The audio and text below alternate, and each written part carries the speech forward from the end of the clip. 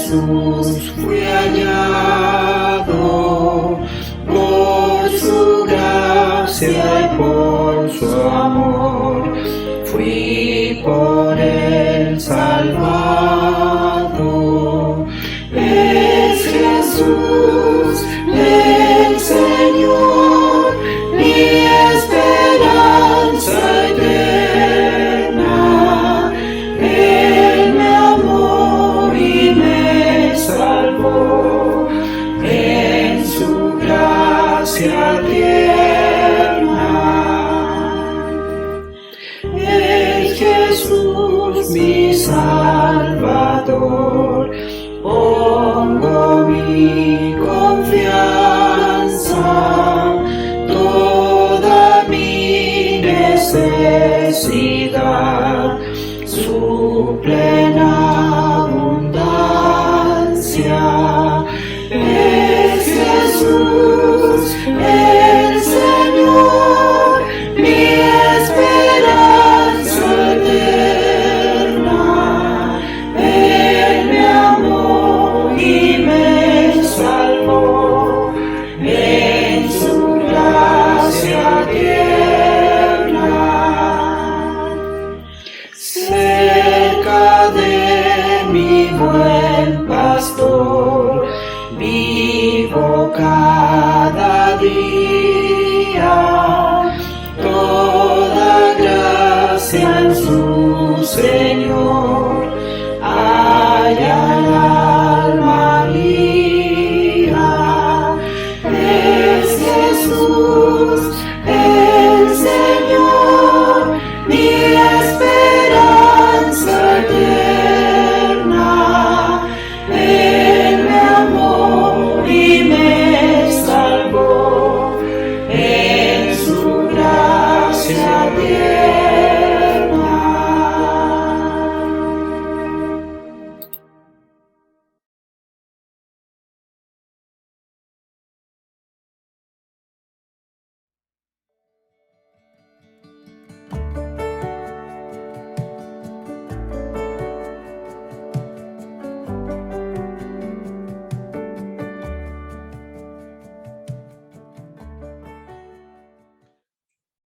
Buenas tardes, queridos hermanos, queridas visitas. Nuevamente estamos aquí con ustedes en nuestro programa IBS TV, en el cual queremos compartir acerca de la palabra del Señor. Queremos continuar con esta serie de cápsulas llamadas las 12 botellas de leche, para poder entregar a ustedes el conocimiento de esta leche, dicen, no adulterada, ¿cierto? Leche espiritual, como dice Primera de Pedro 2:2. Hemos podido avanzar en las diferentes lecciones, son 12 botellas, hemos podido beber de 7 de ellas. Y hoy día vamos por la número 8, que es la familia cristiana. La familia cristiana, el día de hoy, es una piedra en el zapato en el mundo, por decirlo así. Nosotros como cristianos somos vistos como retrógrados o como personas anticuadas, debido a que creemos en el modelo que Dios ha establecido en su palabra para poder establecer una familia. Entonces, aquí tenemos una serie de movimientos, ¿cierto? Como el LGBTI+, perdón si me equivoqué, Q+, tiene muchas siglas, las cuales no comparten esta forma de ver la familia, así tampoco el movimiento feminista. Y también el ateo tampoco cree en este modelo de familia cristiana, por algo no, la mayoría no llega a casarse, por comodidad, quizás por miedo al compromiso, quién sabe. Pero nosotros vamos a ver que Dios ha establecido un modelo, porque Dios es un Dios de orden, y a través de este modelo Dios nos quiere bendecir. Vamos a comenzar a estudiar esto que es la familia cristiana. Dice, la definición de una familia cristiana es el esposo y la esposa que viven en comunión constante con Dios, por medio de su palabra, aplicando principios de Dios a todos los miembros de su hogar, o sea, nuestros hijos, con el propósito de glorificar a Dios con nuestro estilo de vida. Entonces, no solamente somos cristianos por ir a la iglesia, sino también cómo nos comportamos delante de la sociedad y cómo tratamos de guiar a nuestros hijos, ¿cierto? Conforme a la palabra del Señor. Entonces vamos a ir desde el principio. Les invito a que busquen sus Biblias para que puedan ir conmigo examinando versículo a versículo de lo que dice esta lección número 8, la familia cristiana. Vamos primero al Génesis, donde comienza todo. Dice, Dios como arquitecto de la familia dijo en Génesis, el libro de los orígenes, no es bueno qué cosa. Vamos a leer el versículo 18 del capítulo 2 de Génesis, que dice así. Y dijo Jehová Dios, no es bueno que el hombre esté solo, le haré ayuda idónea para él. Recordemos que la creación, al primer humano que creó fue Adán, un varón. Y luego dice que al encontrarse solo, dice que Dios no era bueno que estuviera solamente Adán, sino que dice ahí, le dice qué cosa le hará, ayuda idónea. ¿Sí? Ayuda idónea. ¿Qué quiere decir idóneo? Que es ideal, el complemento perfecto, la mejor forma en que ambos se pudieran ayudar mutuamente. Eso es ayuda idónea. Y aquí no hay que entrar en pragmatismo de decir que la mujer le ayuda al hombre. No, ambos se ayudan mutuamente, ¿ya? Por algo es idóneo, es un complemento. Y así Dios establece desde el principio que el matrimonio es entre un hombre y una mujer. La segunda pregunta dice, ¿cuáles son los 3 mandatos o principios que Dios dio a la primera pareja de la tierra? Según Génesis 2:24. Dice, llenar los espacios. Ustedes si quieren lo copian en una hoja y lo van completando. Dice así del versículo 24, por tanto dejará el hombre a su padre y a su madre y se unirá a su mujer y serán una sola carne. Completamos ahí entonces. Dice, por tanto, ¿cierto? Dejará el hombre a su padre y a su madre y se unirá a su mujer y serán una sola carne. ¿Ya? Eso es. Entonces, tenemos que entender 3 cosas. Nosotros, cuando decidimos formar una familia, ya dejamos de pertenecer a nuestra familia matriz con nuestro papá y con nuestra mamá y formamos nuestra propia familia.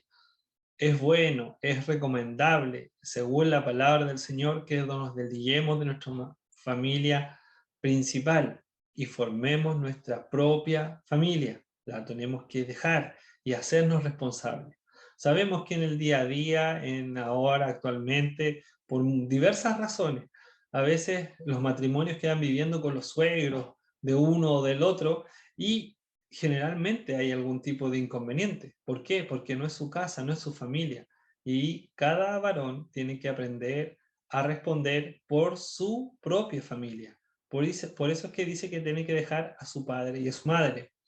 Dice que se unirá a su mujer. Quiere decir que desde ahí se forma el vínculo conyugal, ¿cierto? Y serán una sola carne. Eso quiere decir que ambos somos como uno solo, uno solo.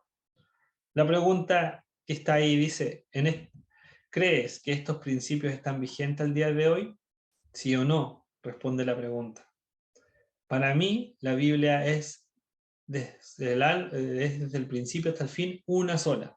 Por lo tanto, si yo creo en la palabra del Señor, este principio tiene que estar vigente.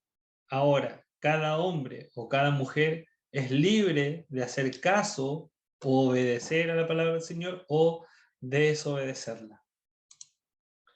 Vamos a ver ahora en el Nuevo Testamento. Vamos al libro de Mateo para ver estos 3 principios que vimos en el Antiguo Testamento. Mateo 19:5, por favor, yo estoy aquí buscando en mi Biblia. Haga lo propio con la suya. Dios habla del matrimonio, ¿cierto? Mateo 19:5. Dice así, y repite Jesús conociendo la palabra del Señor. Dice, por esto el hombre dejará a su padre y a su madre y se unirá a su mujer y los dos serán una sola carne. ¿Ya? Ahí está el principio bíblico del matrimonio también en el Nuevo Testamento. Veamos qué dice Efesios 5:31. Por favor, vayan a sus Biblias.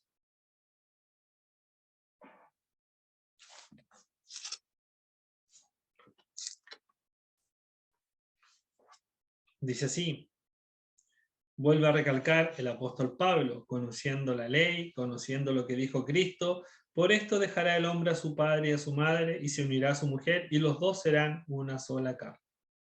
Entonces, Dios explica esto, y lo explica en diferentes pasajes, y lo vuelve a recalcar porque es una regla que Él puso para que le obedezcamos. La pregunta es, ¿estás aplicando estos principios actualmente en tu hogar?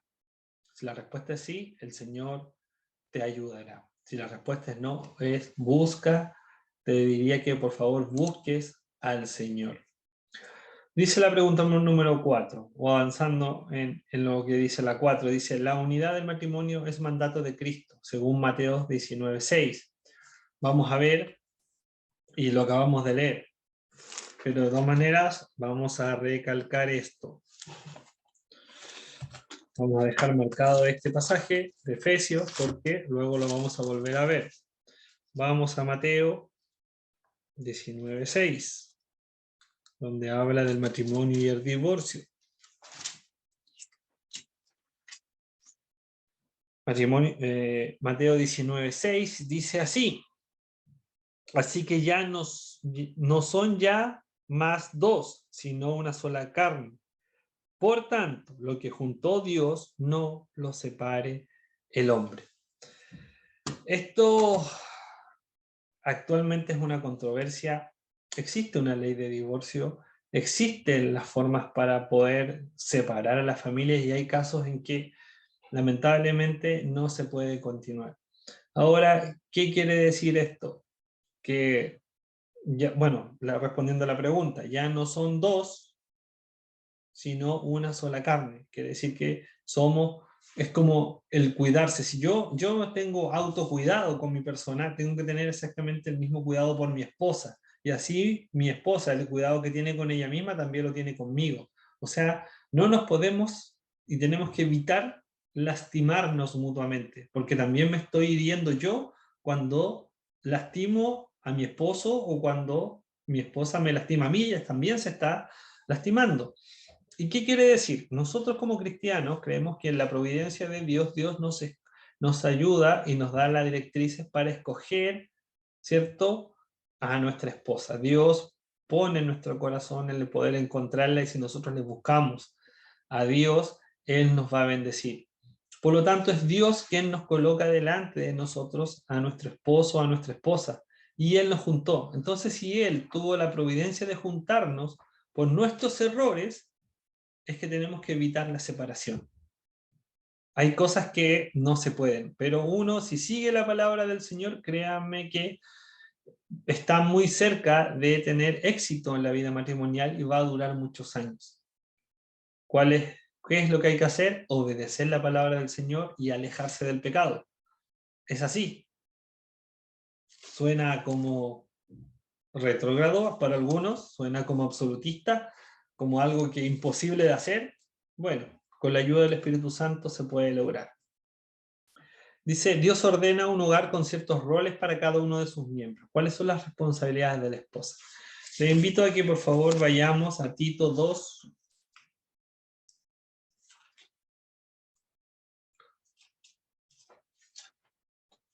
Capítulo 2, versículos 4 y 5. Dice así, y enseñen a las mujeres jóvenes ¿a qué cosa? A amar a sus maridos y a sus hijos, a ser prudentes, castas, cuidadosas de su casa, buenas, sujetas a sus maridos, para que la palabra de Dios no sea blasfemada. Dios establece un orden. Aquí muchos en la actualidad dicen que Dios es un Dios machista. Dios estableció ciertos roles porque el hombre y la mujer somos distintos. ¿La mujer puede tener un trabajo? Por supuesto que sí. ¿El hombre puede ayudar en las labores del hogar? Por supuesto que sí. ¿El hombre tiene que preocuparse de la crianza de los hijos? Por supuesto que sí. No dice lo contrario. Pero le dio mejores aptitudes a las mujeres que a los hombres. Y sabemos que somos diferentes. Ahora, ¿cuál es la obligación del hombre? También lo vamos a ver más adelante. Dice aquí en Efesios 5:24.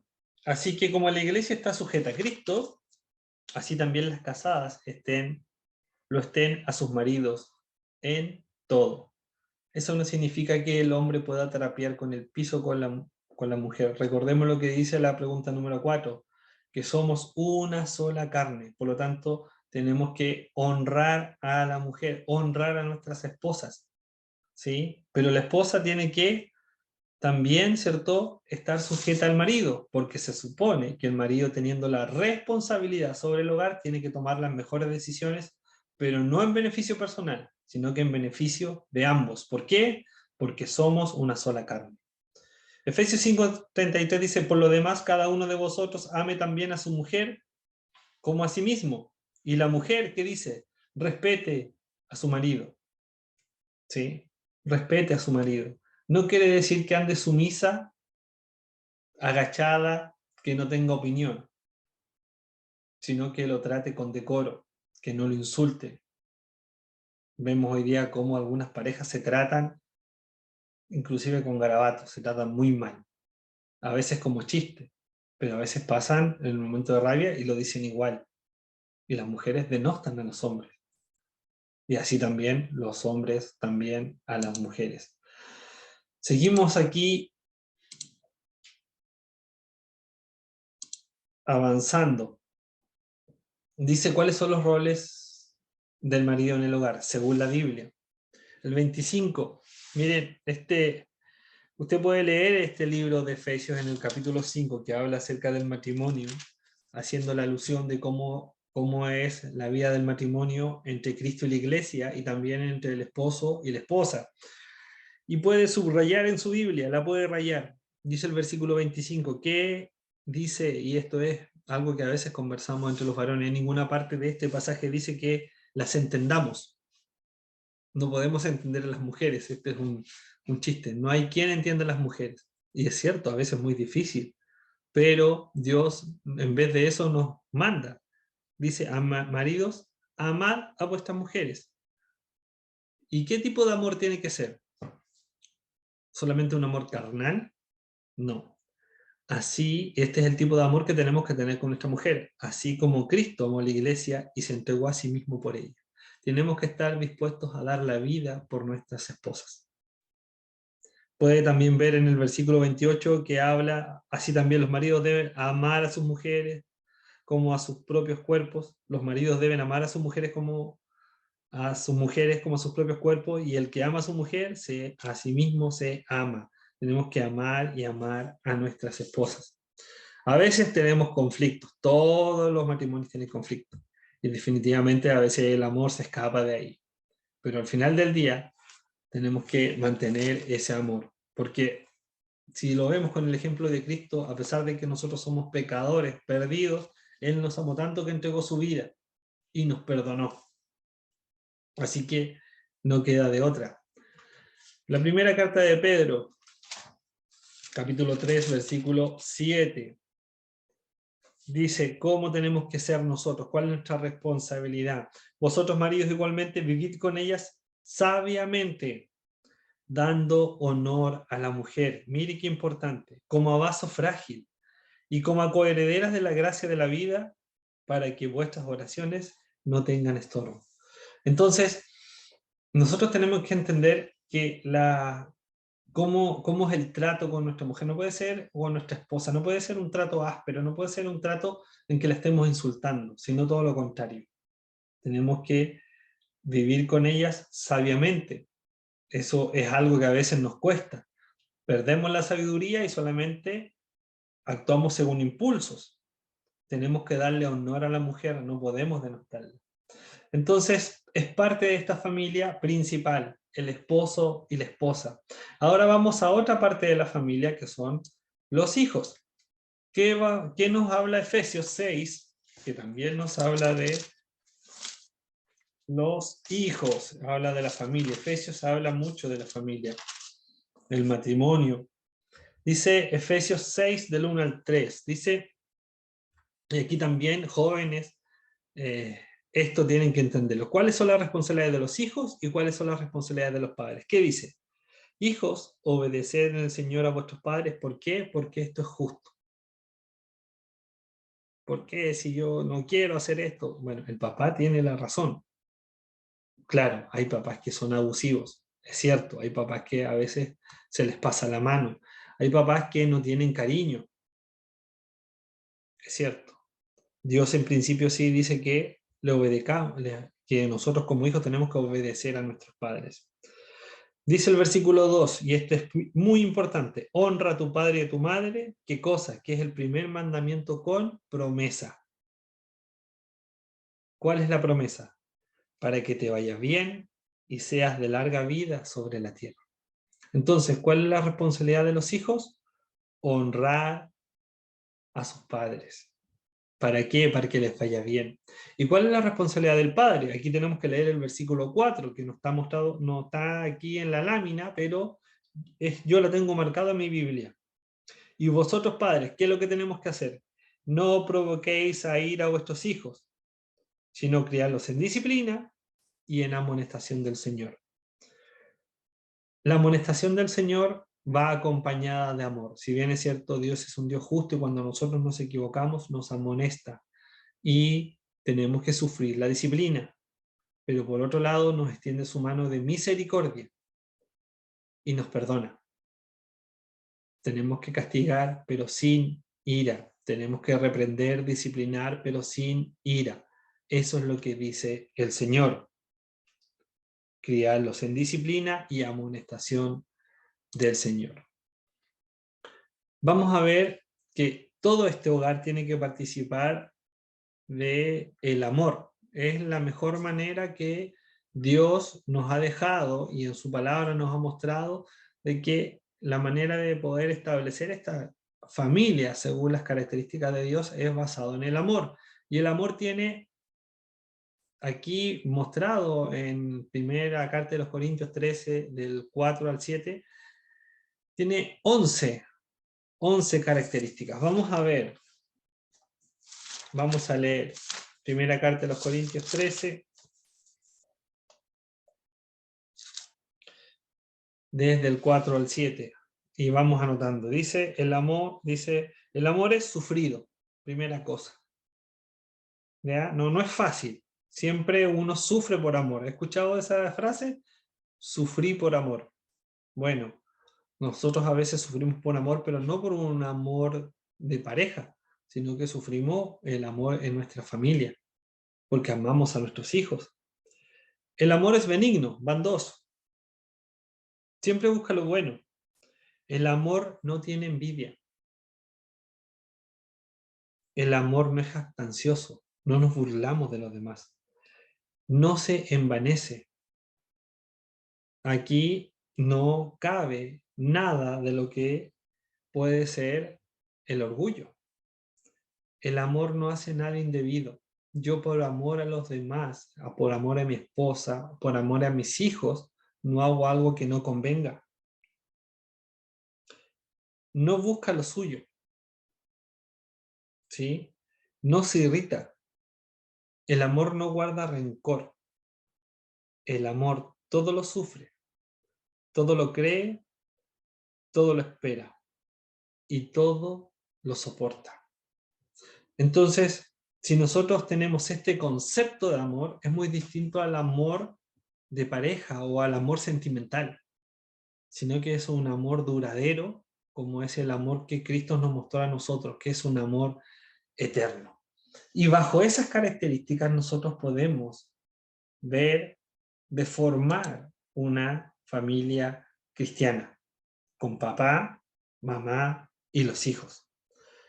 Dadas estos mensajes y estas características brevemente acerca de la familia, es importante entender lo que dice este pasaje de Salmo 127.1. Si Jehová no edificare la casa, en vano trabajan los que lo edifican. Si Jehová no guardare la ciudad, en vano vela la guardia.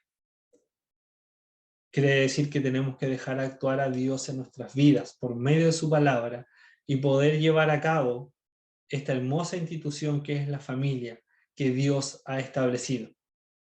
Si nosotros creemos en Dios, tenemos que obedecerle y guiar a nuestros hijos a poder mantener y permanecer en este estilo de familia, cosa que el día de hoy es muy difícil, es muy complejo. De hecho, dentro de nuestras mismas iglesias, hay jóvenes que no piensan en casarse. ¿Por qué? Porque tienen distintos intereses.